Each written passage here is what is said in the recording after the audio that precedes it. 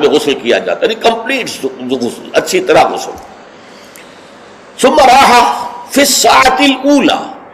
پھر جو شخص پہلی گھڑی میں پہنچ گیا مسجد میں، فکأنما قرب بدنۃ من، تو ایسے ہے کہ جیسے اس نے ایک اونٹ قربان کیا اللہ کی راہ میں، صدقہ دیا. ومن راح فی الساعۃ الثانیۃ،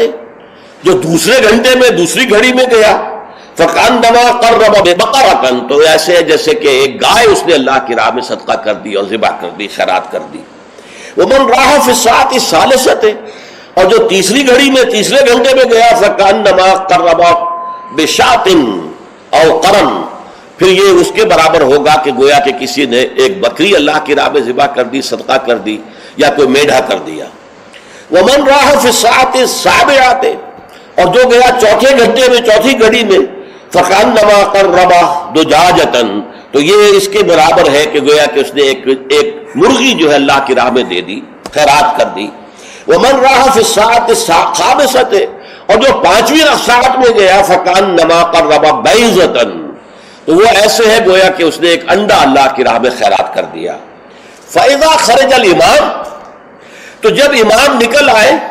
حضرت الملائکہ یسمعون الذکر،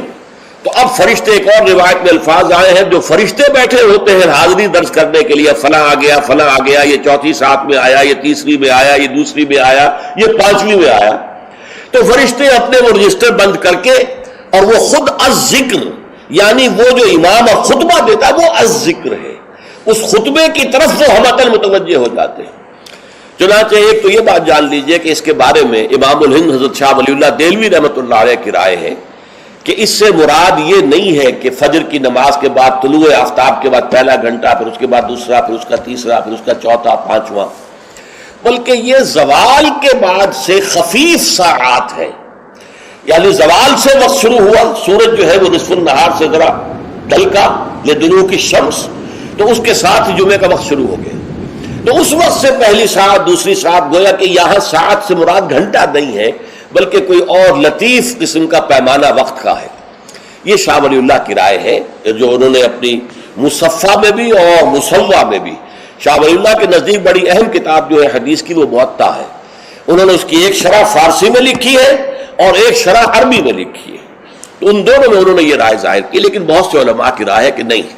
جو ہمارا ساعات کا نظام ہے اسی پر اس کو شمار کیا جائے گا. لیکن اس پر بھی